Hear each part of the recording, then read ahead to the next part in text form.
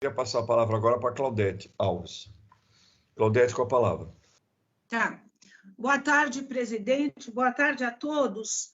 Eu já falei aqui por demais e eu vou fazer como os meus colegas. Eu não vou ser repetitiva, mesmo porque daqui a pouco eu tenho uma live aí pela Câmara Municipal, através da Comissão aí de Finanças, na verdade, do vereador Donato, que está trazendo um infectologista, professor de medicina da USP, e uma educadora para debater essa questão do retorno. E como vai ser gravada, até aproveito o momento para convidá-los a participar, então eu não vou me alongar, mas eu queria dizer que eu sou contemplada nas falas anteriores e eu queria fazer um encaminhamento, presidente.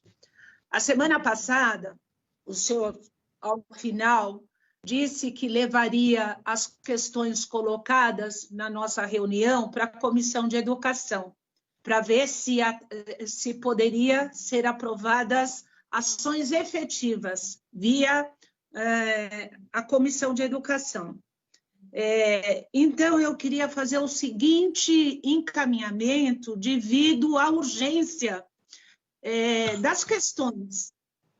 E esse encaminhamento ele está ancorado nas posições aí de vários setores da sociedade. Quando o CRES coloca que é contra a volta em setembro, que setembro é ontem do tempo de organizar a rede numa pandemia para voltar, não é? A posição dos sindicatos, a posição da ciência, da medicina, dos setores mais sérios da sociedade que estão envoltos nessa discussão, eu queria propor o seguinte, porque assim, convida, não vem. Chama as entidades 1 hora online.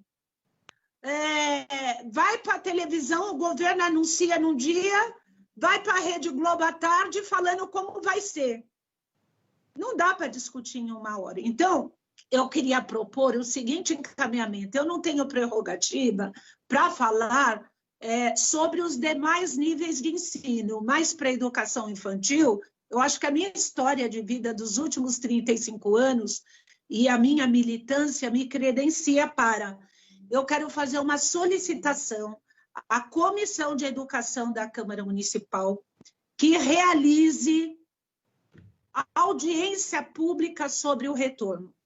E eu acho que, pela especificidade da educação infantil, até para que se oportunize um debate a miúde acerca dessa especificidade, eu acho que tem que ser uma audiência pública específica.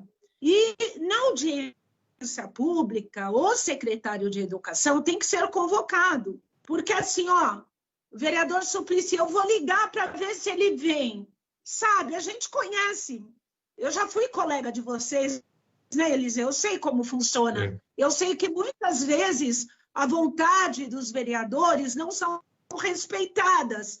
Entretanto, os vereadores dispõem de prerrogativas que ele pode convocar, não é? Então, eu acho que, devido à dramaticidade da situação, primeiro, a Comissão de Educação tem que falar para nós e para a sociedade qual é o posicionamento dela. A Comissão de Educação da maior cidade do Brasil, da maior rede de ensino público do Brasil. Ela, tirando o Estado, ela tem que se posicionar. Ou ela vai adotar a posição que o governo está adotando, ou ela vai adotar a posição desses segmentos da sociedade, da ciência e da medicina que já se posicionaram, que não tem como voltar. Eu acho uma ótima sugestão, vereadora. Então, a sugestão é da audiência pública e que se aprove um posicionamento na Comissão de Educação. A Comissão de Educação tem que se posicionar, ou para o bem ou para o mal. Ou seja, ou pela vida ou para atender a pressão política da rede particular. E o segundo encaminhamento que eu faço, para finalizar, que eu gostaria que os senhores pudessem debater nessa condição, que enquanto houver a pandemia, não se possa comprar vagas na rede particular. Porque se isso acontecer, eu acho que tem que sair uma posição da Câmara Municipal relacionada a isso, principalmente da Comissão de Educação, porque se isso acontecer como formas de mitigar o problema, estará evidenciado que as decisões priorizaram os interesses econômicos em detrimento da vida de bebês, crianças, alunos e profissionais da educação. Então, eu faço esses dois encaminhamentos, eu sei da sensibilidade dos que estão aqui participando, e, por fim, eu queria ainda, aproveitando essa questão do senador Suplicy, que para mim será eternamente senador, da questão da renda mínima. Eu já tive algumas divergências quando ele prefaciou aquele meu livro do resgate da vida histórica dos descendentes de negros africanos escravizados no Brasil, mas eu acho que nunca foi tão oportuno a instituição da renda mínima, principalmente para essas famílias usuárias da educação. E aí, finalizando, presidente, eu quero dar um dado. Nós temos, eu só estou dando o dado da educação infantil, que eu não me meto a falar em área que eu não atuo. Eu defendo, tal, mas eu não atuo enquanto educadora. Nós temos na cidade de São Paulo aproximadamente 212 mil dados do Fundeb, de dezembro de 2019. Nós temos aproximadamente 212 mil crianças de 4 a 5 anos nas EMEIs. E nós temos cerca de 359 mil crianças na rede direta e rede conveniada, mas que não só são crianças de 0 a 3. A rede conveniada atende também a milhares, a faixa etária de 4 a 5 anos, é só lá verificar os dados do Fundeb, como a rede direta também, dependendo do lugar, da situação, da organização, atende infantil 1 e infantil 2. Abriram o microfone. Abriram o microfone e está me atrapalhando.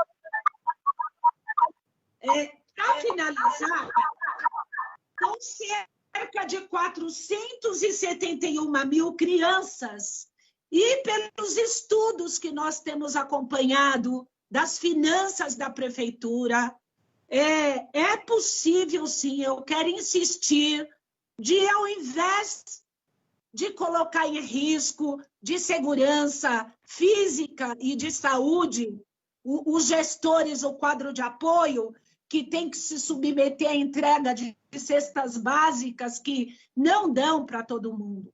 Levando em conta que nós estamos com 40 milhões de desempregados no Brasil e que antes da pandemia já tinha um número enorme de desempregados, que se garanta para essas mães, para essas famílias, um salário mínimo, uma renda mínima, que poderia ser aprovada nos próximos 6 meses, não é? Que daria tempo de nivelar essa curva para a base da pirâmide, talvez medicamentos que pudessem impedir a morte, enfim, uma série de coisas que eu não vou me alongar. Então, eu queria fazer esses esclarecimentos. Reiterando, Comissão de Educação da Câmara Municipal. Por quê? Eu insisto nisso. É prerrogativa dos vereadores e vereadoras fiscalizarem as ações do Executivo. A sociedade está dizendo não. Eles estão dizendo sim. Então, é importantíssimo que nós tenhamos a definição. E Em segundo, a questão da audiência pública, acolhendo a especificidade da educação infantil. E voltar às aulas esse ano só se a decisão for para atender os interesses econômicos e não a segurança e a vida da comunidade escolar. Claudete, muito boa a sua colocação. Amanhã nós temos uma reunião da Comissão de Educação. Eu vou levar essa proposta para a comissão e vamos ver se a gente decide nesse sentido, tá bom? Só um pouquinho. A Claudete quer fazer uma parte... Eu acho que é importante registrar algo para que não haja confusão. A educação infantil consiste na primeira etapa da educação básica, de 0 a 5 anos, 11 meses e 29 dias. Para simplificar, de 0 a 6 anos. Não é verdade, é uma pena que, por divergências políticas, alguns setores não evidencia isso para a sociedade. Não é verdade dizer que é creche. Primeiro, é um equívoco, não é creche. Na cidade de São Paulo é centro de educação infantil. E ela é integral. Os sucessivos governos, tanto na rede conveniada como na rede direta, atendem parcial ou integralmente a faixa etária de 0 a 6. O CEDIM vem há anos denunciando isso. Na gestão passada, nós chegamos a ter 35 mil crianças de 4 a 5 na rede conveniada. Tem a companheira aí da parceira que pode confirmar o que eu estou dizendo. E hoje, pelos dados do próprio DEB, da comissão, de dezembro, nós temos milhares de crianças da idade de 4 e 5 anos, que é a idade da pré-escola, na rede parceira. E temos um número menor na rede direta.